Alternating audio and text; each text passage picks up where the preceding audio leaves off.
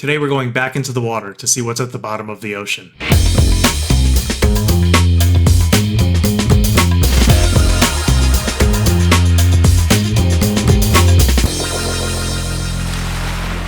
In this video, we'll explore a number of shipwrecks in the Atlantic Ocean.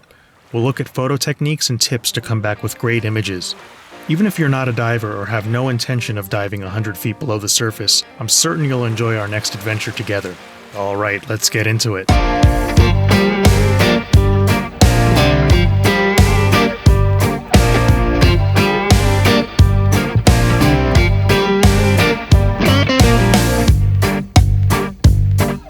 The waters off North Carolina are the final resting place of some of the most incredible shipwrecks on the globe. So many, in fact, that it's earned the name Graveyard of the Atlantic. More than 1,500 ships lie beneath the surface, from the pirate Blackbeard's flagship, the Queen Anne's Revenge, to the infamous German U-boats of the Second World War. But what is it about this stretch of ocean that makes it so treacherous, and why were so many vessels doomed in these waters? Off the Outer Banks, two major currents collide. The Gulf Stream bringing warm water from the south, and the Labrador Current bringing cold waters from the north. The result of this collision is an area offshore of constantly shifting underwater terrain and unpredictable weather, which together are a deadly combination for ships. We're going to spend the next several days diving some of these wrecks and learning how to bring back the best images we can.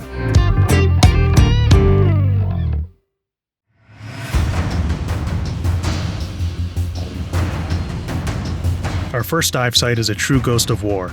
We'll explore a sunken German U-boat. In the Second World War, no ships achieved greater notoriety than Hitler's U-boats. These military submarines terrorized ships throughout the North Atlantic and reportedly took out over 2,800 Allied vessels. Although we tend to think of the war taking place in Europe and the Western Pacific, there were U-boats operating very close to shore along the east coast of the United States.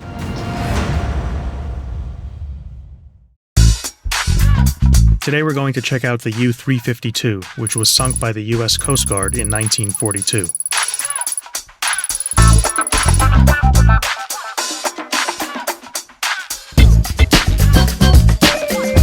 The U-352 lies at a depth of 110 feet, so we're going to be dealing with relatively low light for our images. We'll use a wide-angle lens to capture as much of the submarine as we can in frame. When we're shooting in fairly dark conditions, we have to compensate by setting the camera to increase its intake of ambient light. We'll set our aperture to a medium setting of f8 and shutter speed to about 1/50. We don't want to push either of these to the extreme where we risk getting a blurry image.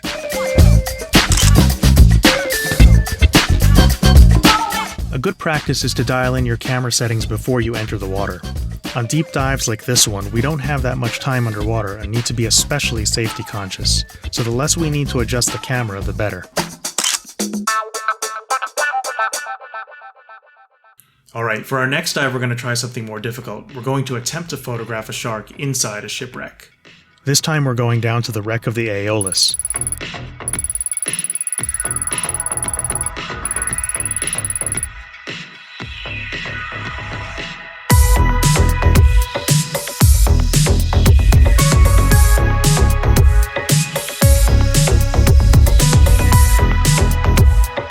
We don't know where the sharks will be, if they even show up, so we've got to be prepared for different lighting conditions.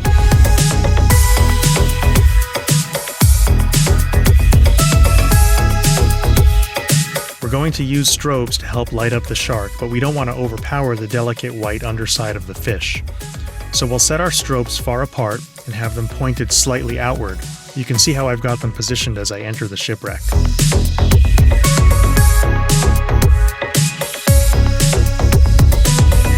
This is a sand tiger shark.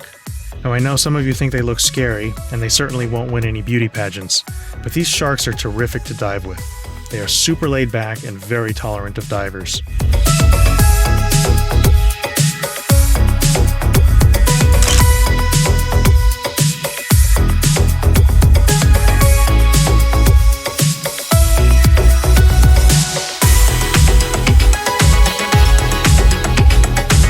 We won't overstay our welcome, so now it's time to look for some souvenirs to take home.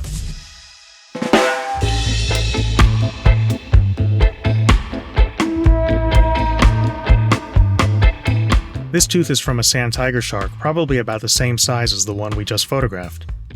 When you look at the shape, you can understand why the sand tiger is also called a ragged-toothed shark. This next one is from a sandbar shark. Similar name, but a different and smaller type of shark. If you look closely, you can see the tooth is serrated along its edges. So we've looked at low light techniques and how to combine artificial and natural lighting. For our final set of dives, we'll focus on artistic techniques for shipwreck photography.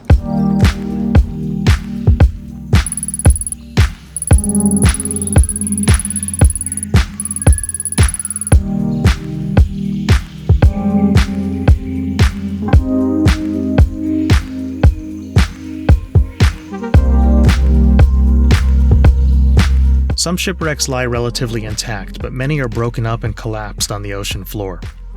When a wreck no longer resembles a boat, like this freighter that sank over 100 years ago, we have to come up with interesting compositions with various debris. In this example, I framed one of the ship's boilers with twisted wreckage and a vortex of fish. I used a fisheye lens to give us that extra wide look. For the next example, we'll focus on the alien-like coral growth of this ship's wheelhouse. In this case, it's all about the detail and colors, so we'll want to use our strobes to light up our subject and bring back the beautiful color. Our last technique is ideal when we lack color in our scene. As you can see, we don't have a whole lot of color to work with here. It's all a bit dingy. So we'll convert our image to grayscale and emphasize the contrast and textures. Most photo editing programs have a number of controls that help to shape the overall look.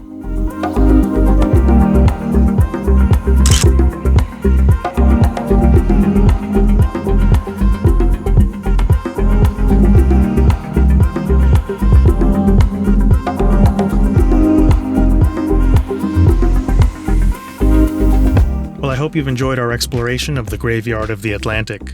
Please subscribe and follow on Instagram. Thanks for watching.